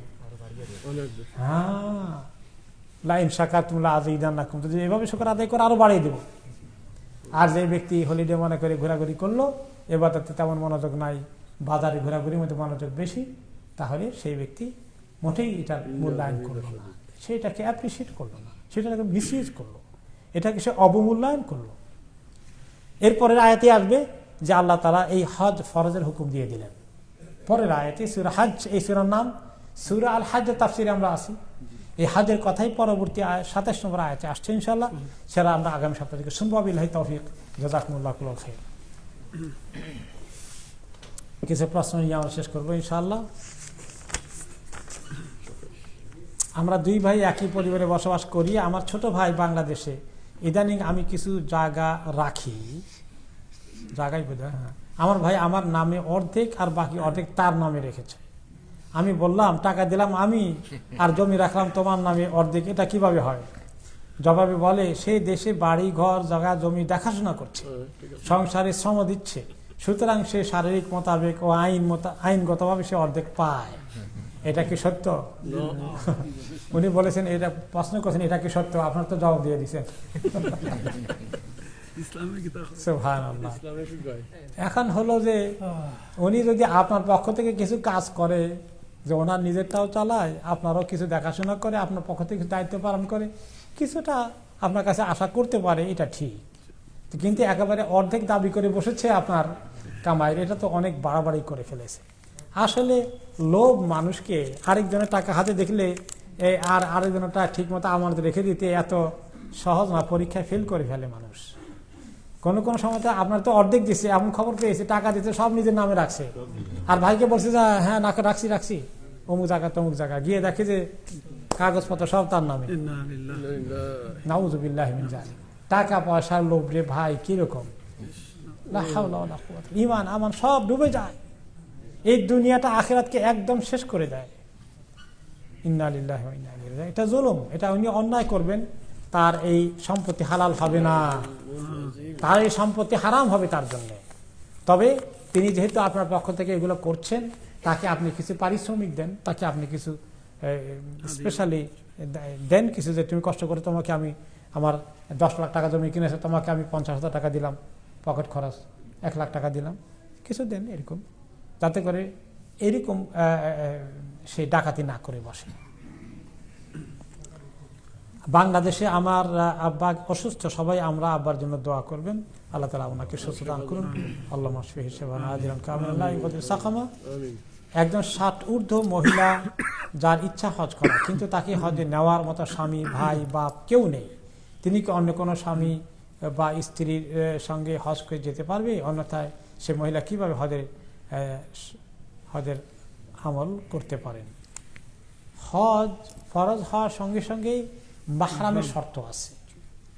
মাহরাম যদি না পান, তাহলে ওনার যদি উপরে হজ ফরজ হয়ে থাকে, এমনিতেই টাকা পয়সা দিতে অ্যাবিলিটি আছে, তাহলে উনি চেষ্টা করবেন যে কোনো মাহরাম জোগাড় করা যায় কি না। কোনো মাহরাম জোগাড় করে তিনি একদম নাই যদি হয়, যে তাই জোগাড় কেমনে করবে, এটা তো প্রশ্ন এসে যায় যে ওনার তো ছেলেও নাই, নাতিও নাই, মেয়ের জামাতা নেই, ভাই নেই, বাবা তো নাই, তো তাহলে উনি কীভাবে যাবেন? উনি এভাবে যেতে পারবেন না। এখন উনি তার পক্ষ থেকে ওসিয়ত করবেন বা কাউকে পাঠাবেন বদলি হজ করার জন্য। আর আমি একটা ঘটনা এখানে জানি, এক বুড়ো মহিলা এখানে ছিলেন, মানে মোটামুটি বুড়ো আর কি, তো তিনি হজে যাওয়ার জন্য কোনো মাহরাম নাই। আরেক বুড়ো মুসল্লিকে উনি বিয়ে করেছেন হজে যাওয়ার জন্য।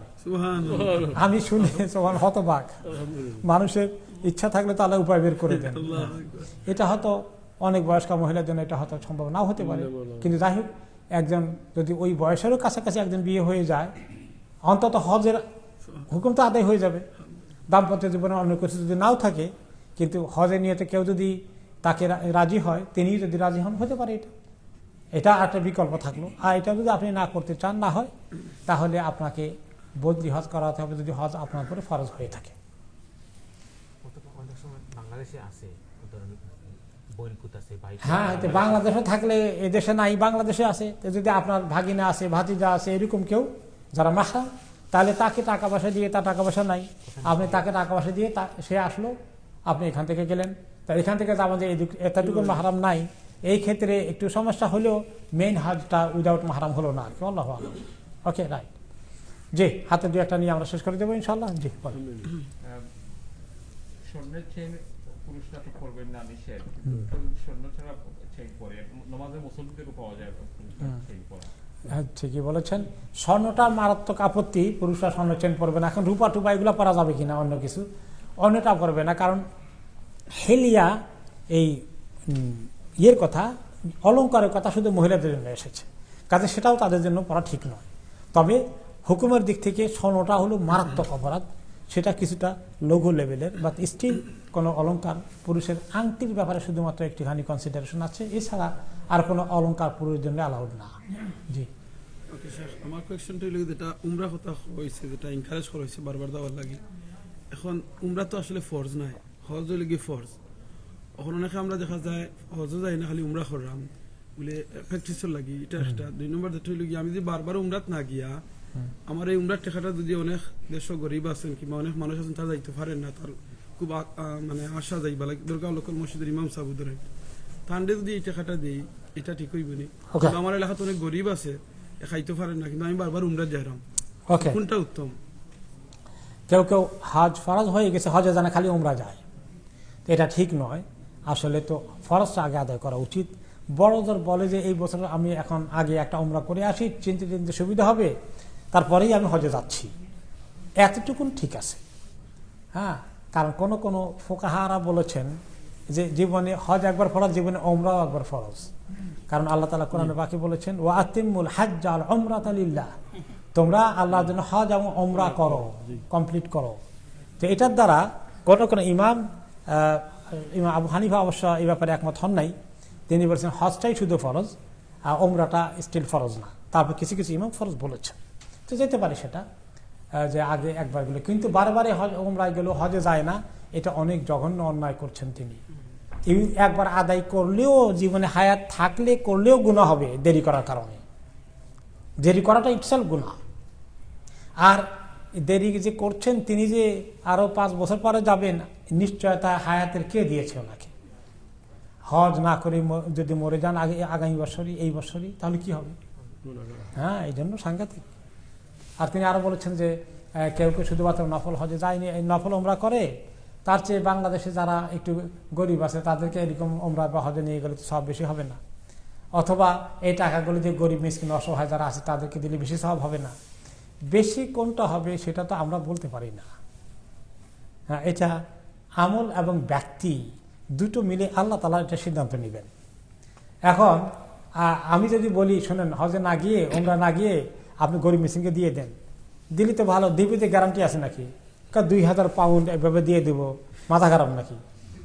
তো সে এখানে দিলেও না, উমরাও গেল না, এখন 2টা থেকে বঞ্চিত হয়ে গেল, তো খামাখা এটা চাপাই দিবে কেন?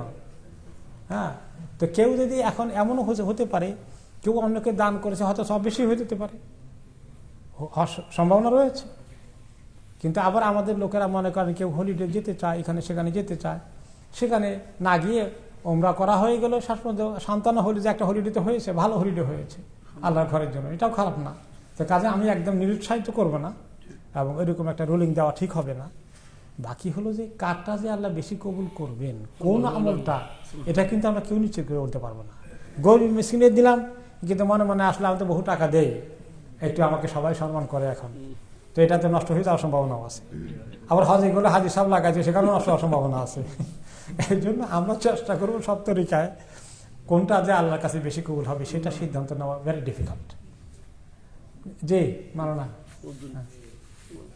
আমরা দেখতে পাই যে ফজরের নামাজ থেকে শুরু করে এশার নামাজে এই মসজিদে মাকলুম নিচে অনেকেরই কাপড়। আচ্ছা, নামাজের সময় দেখা যায় শুধু কয়েকজন, আবার প্যান্টটা বলিয়া ফেলে। আচ্ছা, হুকুমটা একটু বলে। তিনি বলছেন যে অনেকেই দেখা যায় মসজিদের মধ্যে, এই মসজিদেও বিভিন্ন মসজিদকে দেখা যায় টাকনুর গিটার নিচে, টাকনু গিরার নিচে নামাজ, আপনার ট্রাউজার পায়জামা চলে যাচ্ছে, ট্রাউজার চলে যাচ্ছে। তো এটার হুকুমটা কি শরীয়তে? এটা তো শক্ত করে হাদিসে এসেছে, মা আসফালা মিনাল কাবাইন ফাহুয়া ফিন্নার, যে যদি টাকনু গিরার নিচে চলে যায় এটা জাহান্নামে যাবে। তো কাপড় শুধু কাপড়ের দোষ কি জাহান্নামে যাবে? আসলে কাপড়ওয়ালার কথা বলা হচ্ছে যে যিনি পরেছেন। কাজেই এটা আসলে হারাম, এটা কবিরা গুনাহ। শুধুমাত্র ইমাম নববী ইবনে হাজার আসকালানী রাহমাতুল্লাহ আলাইহি বলেছেন, না ইমাম নববী বলেছেন যে এই ব্যাপারে হারাম। অধিকাংশ উলামায়ে কেরাম বলেছেন, মিনিমাম যারা বলেছেন মাকরু তাহরিমি বলেছেন। মাকরু তাহরিমি কিন্তু হারামের কাছাকাছি। আর এখনকার জামানায় যারা বলে যে না এগুলো আসলে এমন কিছু না, মান যারা খুইয়ালা, যে ব্যক্তি অহংকার বশত এটা কাপড় টেনে নিয়ে যায় তার দিকে আল্লাহ তাআলাকে আমাদের দিন তাকাবেন না, ওইটার জন্য নিষেধ আছে। আর মনে অহংকার না থাকলে নিষেধ নাই। তা আপনার মনে এই জন্য একজন বাংলাদেশের একজন ইসলামী ব্যক্তিত্ব বলছিলেন যে আপনার মনে অহংকার না থাকলে নিচে নামান কেন? তাহলে বোঝা গেল তাহলে উপরে উঠান না কেন? তাহলে এখানে আপনার কিছু অহংকার আছে, এটা বোঝা গেছে, তাই না? তো আসলে এটা খুব হালকা ভাবে নিয়েছে মানুষ, এটা হালকা না। আল্লাহু আ'লাম। জি, সিল্কের কাপড় তো পরা নাই, জায়েজ নেই বুঝলাম। কিছু লোক আছে আমরা এমন পাঞ্জাবি গায়ে দিয়ে সুতি কাপড়ই শরীর পুরো দেখা যায়, এইটা কেমন? বাংলাদেশের কিছু পাঞ্জাবি আছে রে ভাই এত পাতলা, কেন যে এগুলো কিনে মানুষ।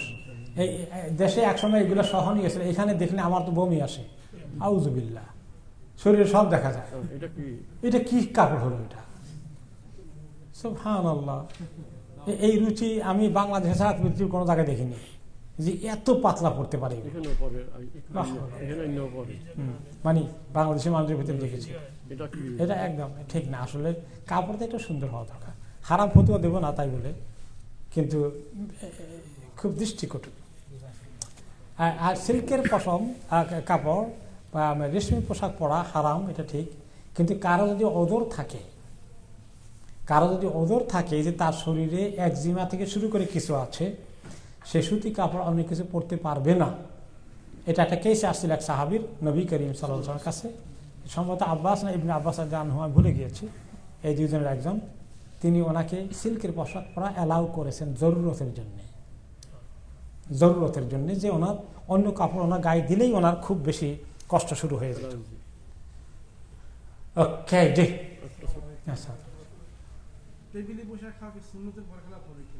আচ্ছা, টেবিলে বসে খাইলে কি সুন্নতের বরখেলাফ হলো কিনা? এখন টেবিলে বসে খেলে এটা খাওয়াটা একটা ইবাদত নয় এক নম্বরে।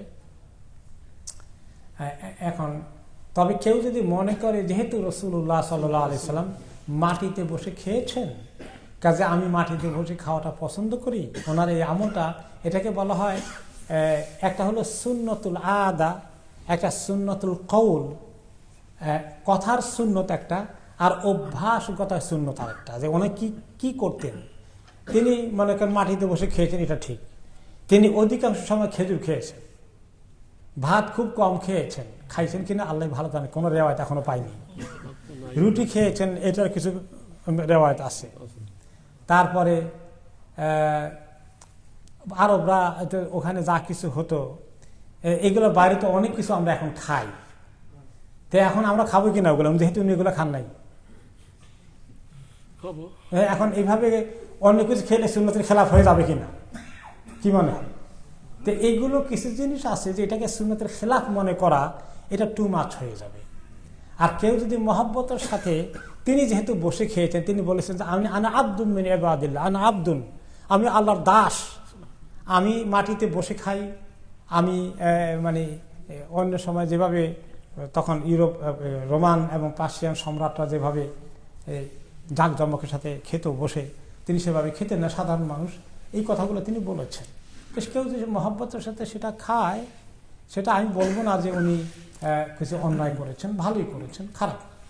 কিন্তু এখন টেবিল চেয়ারে বসে খেলে এটা বেদাত হয়ে যাবে, সুন্নতের পরিপন্থী কিছু ঘটে গিয়েছে, এটা বলার সুযোগ নেই আসলে। কারণ এগুলো অভ্যাসগত জিনিস, এগুলো লঙ্ঘন করা কোনো গুনাহ এই জাতীয় নয়। হ্যাঁ, কেউ যদি ডান হাতে না খেয়ে বাম হাতে খায়, তাহলে কি আছে, শক্ত গুনাহ হয়ে যাবে, তাই না? এরকম কিছু কিছু জিনিস আছে যে এমনকি দাঁড়িয়ে খাওয়া হারাম, এটা ফতোয়া দেওয়া যাবে না। তিনি দাঁড়িয়ে খান নাই কখনো, তবে দাঁড়িয়ে খাওয়ার কাজটা বেশি ভালো না, ওলামা কেরাম পছন্দ করতেন না। মুহাদ্দিসিনে কেরাম যখন কারো কাছ থেকে হাদিস নিতেন, যদি দেখতেন সে দাঁড়িয়ে দাঁড়িয়ে খায় কিছু, তার কাছ থেকে হাদিস নিতেন না, যে এর আসলে ওজন কম, পাতলা মানুষ, ব্যক্তিত্ব ভালো না, কাজে সেই আল্লাহ নবী হাদিসকে ঠিক মতো সংরক্ষণ করেছে কিনা তা থেকে নেওয়া সেফ হবে। এগুলো কিছু জিনিস সেকেন্ডারি লেভেলের, এটাকে একদম সুন্নতের খেলাফ মনে করা, শক্তভাবে ইনকার করা, এটা আসলে ঠিক না। কোনো কোনো জায়গায় এমন হয়, সুবহানাল্লাহ, আমি একবার এই দেশে আসার পরে ম্যানচেস্টারে একটা মাহফিলে আমাকে দাওয়াত দেওয়া হয়েছিল। তখন সেখানে একটা রুমের মধ্যে আমাদেরকে রেখেছিল আরেকজন গেস্ট, একজন নিউ মুসলিম বোধহয় তিনি ছিলেন, রিভার্ট একজনকে, সেই কিছু এখন তাকে চিনি না আমি, সেও তাকে একটা বক্তৃতার জন্য আনছে, কিছু ইসলাম শিখছে কোনো জায়গায়, মনে হলো কোন পীর মুরিদি তরিকা কোথায় গিয়ে কিছু একটা শিখছে আর কি, আমার এখন মনে নাই। তো দুজনকে আমাদেরকে খাবার দিল, দুজনে আমরা গেস্ট, ওখানে মেহমান, তো টেবিল আর চেয়ারের মধ্যে। তো উনি বলেন, আমি তো টেবিলে বসে খাই না, চেয়ারে বসে খাই না। এখন নিচে যে কার্পেটটা আছে আমার এক বাসায় রাখছিল, এত ময়লা, একদম আবর্জনা অবস্থা, কাহিনী কি করা যায় এখন। তো ওনার জন্য এই টেবিল সরানো হলো, পরে কোন জায়গা থেকে চাদরটা নিয়ে আসলো, নিচে বিছিয়ে দিয়ে কোনো রকমে যাতে খাইলাম আর কি। তো এখন এরকম এত সীমালাম হয়তো দরকার নাই, তবে আমি অ্যাপ্রিসিয়েট করি, শ্রদ্ধা করি, সম্মান করি। কেউ যদি অন্তর থেকে এই ভালোবাসা নিয়ে খায় যে আমার নবী সাল্লাল্লাহু আলাইহি ওয়াসাল্লাম নিচে বসে খেয়েছেন, আমি বসে খাবো, then he is doing something good, that's fine. বারাকাল্লাহ। শেষ করতে পারি এখানে। মসজিদুল আকসা আর মসজিদুল হারামের যে তৈরির যে ডিফারেন্স 40 বছর, এই বছরটা কি এখনকার মতো এই বছরই না অন্য কোনো কিছু? দুনিয়ার বছরে, 40 বছর আখিরাতের বছর না, দুনিয়ার বছরে। জি, জাযাকাল্লাহ খাইরান। سبحانك اللهم وبحمدك اشهد ان لا اله الا انت استغفرك واتوب اليك. اللهم ارنا الحق حقا وارزقنا اتباعه، وارنا الباطل باطلا وارزقنا اجتنابه. اللهم انا نعوذ بك من الفتن ما ظهر منها ما بطن. وصلى الله تعالى على خير خلقه سيدنا محمد وعلى اله وصحبه اجمعين. والسلام عليكم ورحمه الله وبركاته. وعليكم السلام ورحمة الله وبركاته. اسكت رجل.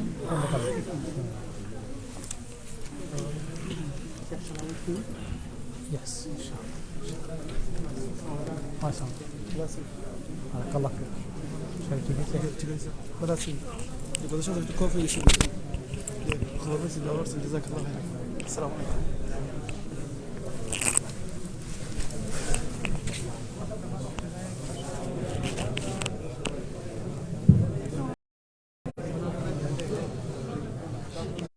السلام عليكم ورحمة الله وبركاته. جزاك الله خيرا. সিলেটি অনলাইন ভাই বোনেরা এখনো দেখলাম অনেক ভাই বোনেরা দেখরা, প্লিজ এই কোরআনের আলোচনাটা আপনারা শেয়ার করিয়া অন্যজনের কাছে পৌঁছে দিবা, যাতে আমরা তো ভাই বোনেরা দেখবা, ইনশাআল্লাহ আপনারটা সব পাইব। আমরা এখন যেন এই কোরআনের কথা শুনলেও সব, কারণ একবারে কোরআন থেকে হাদিস থেকে খোয়ার শেখে। আর আপনারা জানেন যেন রাসূল সাল্লাল্লাহু আলাইহি ওয়াসাল্লামের যে হাদিসটাই রবি, কোনো মানুষ যদি নিজে বালাখাম করেন আর আমরা যদি বালাখাম উৎসাহিত করেন, তার উৎসাহিত করার কারণে তাই যত বালাখাম করবা এটা লাগে আপনার আমি সমান সব পাইবে। তাও আল্লাহ আমরা তৌফিক দুঃখ আল্লাহ কাছে দোয়া করি, যাতে আল্লাহ আমরা বেশি বেশি করে নেক আমল কোরআন এবং হাদিস থেকে আমল করার তৌফিক দান করেন। আর এই জিনিসটা আল্লাহ কাছে বেশি দোয়া করি, দেখো মত দেশার সময় দিতে পারে। আল্লাহ কইছেন কুল্লু নাফসিন যায়কাতুল মউত, মত সবে মতের স্বাদ গ্রহণ করা লাগবে। কার কোন সময় মত খেল জানি না, কিন্তু মরা লাগবো। আজ জেনে ঘুমাইমো রাতকে আর বাদে খাই সকালে উঠবো, এটা কোনো গ্যারান্টি নাই, কিন্তু মতের গ্যারান্টি আছে। দুনিয়াত আওয়ার সিরিয়াল আছে, কিন্তু যাওয়ার সিরিয়াল নাই। তাহলে আমরা বেশি বেশি করি, আমরা সময়টারে বালা খামো লাগাই, আমরা জিকির করি, আল্লাহর ইস্তেগফার করি, বেশি করি। সুবহানাল্লাহ, আলহামদুলিল্লাহ, লা ইলাহা ইল্লাল্লাহ, আল্লাহু আকবার, সুবহানাল্লাহি ওয়া বিহামদিহি, সুবহানাল্লাহিল আযীম, আস্তাগফিরুল্লাহ, ইন্নাল্লাহু গফুরুর রহিম। এই তাসবিহ ইস্তেগফার বেশি করে যেটা শাখা আজকে কইছেন, আমরা জান্নাতে গেলে আমরা খুব একটা ইবাদত করবো, যে ইবাদতের লেগে আল্লাহর গুণগান প্রশংসা করবো। আপনার দুনিয়ায় থেকে যার অভ্যাসটা হইব যেন আল্লাহর প্রশংসা করা, জিকির করা, ইস্তেগফার করা। আপনার আমরা বেশি বেশি করে আল্লাহর জিকির করি। এটা হাদিস আছে, রাসূল সাল্লাল্লাহু আলাইহি ওয়াসাল্লাম কইছেন যে মানুষ একবার সুবহানাল্লাহ, আলহামদুলিল্লাহ, লা ইলাহা ইল্লাল্লাহ, আল্লাহু আকবার এই তাসবিহ করবা, আসমান আর জমিনের ভিতরে যত খালি জায়গা আছে আল্লাহ নেকি দিয়ে ভরিয়ে দিলাইবা। তাও কারণ আমরা বেশি করি, এত সময় পাই, আমরা কাম করি, রাস্তাঘাটে চলাফেরা করি, ঘরের মাঝে বোয়াত আছি, কিংবা সব দোকানে যাইরাম, বই থাকছি জিকির করে সুবহানাল্লাহ আলহামদুলিল্লাহ লা ইলাহা ইল্লাল্লাহ আল্লাহু আকবার ভালো থাকবা ওই দোক আমরা ছোট একজন বাইর আমরা বাইর বাতিজা একজন সুলতান ফুয়া মাশাআল্লাহ লইয়াইছিল তাফসীরও আমি জানি না কতক্ষণ বুঝেন কিন্তু লইয়াইছে লইয়াওয়াটা কিন্তু অনেক ভালো আমরা জানি আমরা বাচ্চা থেকে মসজিদে লইয়া যাই বালা খামো লইয়া যাই তারা যদি নাও বুঝুন লইয়া যাই তারা মসজিদে গিয়ে খেলাও খা কিন্তু তারা অভ্যাসটা হইব মসজিদ যাওয়া মসজিদের ভিতরে মায়া মহব্বত পারবো মসজিদে আইলে সিল্লাই না জানো বাচ্চা ইন্তরে প্লিজ বাচ্চা ইন্তরে তারা লইয়া আইবা তারারে আপনারা লইয়া আইবা তারারে এনকারেজ করবা চকলেট দিবা তারারে কইবা মসজিদে দিয়া তোমার চকলেট দিমু চিকেন দিমু তারা পছন্দের জিনিস সকল দিমু তারা খুশি হইবা আইবা বুঝছেন লইয়া যান বাচ্চা ইন্তরে সিল্লাই না জানো বাচ্চা ইন্তরে মসজিদে খেলাধুলা করে সিল্লাই তারারে বেশি দাবাই না জানো তারারে আনার লাগি এনকারেজ করুন জানো তারা যাতে মসজিদে আইলে তারা এনজয় করে তারা আপনি পুরস্কার দিবা যদি মসজিদে হও তোমার পুরস্কার দিব তোমার 1 পাউন্ড দিব 2 পাউন্ড দিব 5 টাকা দিব কিংবা চকলেট কিনা দিব এইরকম জিনিস আপনি কইবা চিন্তা তারা এনকারেজ করবা ইনশাআল্লাহ তাওকা বলা থাকে আল্লাহ যতজন নেক আওলাদ দিছে দোয়া করে আল্লাহ সুবহানাহু নেক আওলাদ তারা আওলাদের নেক আওলাদ হিসেবে কবুল করতা আর যারা এখন আওলাদ পাইছেন না আল্লাহ দান তারা নেক আওলাদ দান করেন আর বেশি বেশি করে আমরা দোয়া করি রব্বানা হাব লানা মিন আজওয়াজিনা ওয়া যুররিয়াতিনা কুররাতা আয়ুন ওয়াজআলনা মুত্তাকিনা ইমামা আজকে বিদায় অন্য সময় অন্য কোনো জায়গাত লাগব নাহলে ভিডিও দেখাইব সুবহানাকাল্লাহুম্মা বিহামদিকা আশহাদু আল্লা ইলাহা ইল্লা আনতা আস্তাগফিরুকা ওয়া আতুবু ইলাইক ইন্নাহু গফুরুর রহিম আপনারা যে সায়েন্স সিলেটি অনলাইনের লগে অ্যাডমিন হইয়া সহযোগিতা করতা বিভিন্ন সুন্দর জিনিস দেখাইতা বিভিন্ন প্রোগ্রাম দেখাইতা সিলেটি অনলাইন অ্যাডমিন হিসাবে বিভিন্ন দেশ থেকে কিংবা বাংলাদেশের যে কোনো জায়গা থেকে প্লিজ আপনারা ইনবক্সে যোগাযোগ করবা আসসালামু আলাইকুম রহমতুল্লাহি ওয়া বারাকাতুহু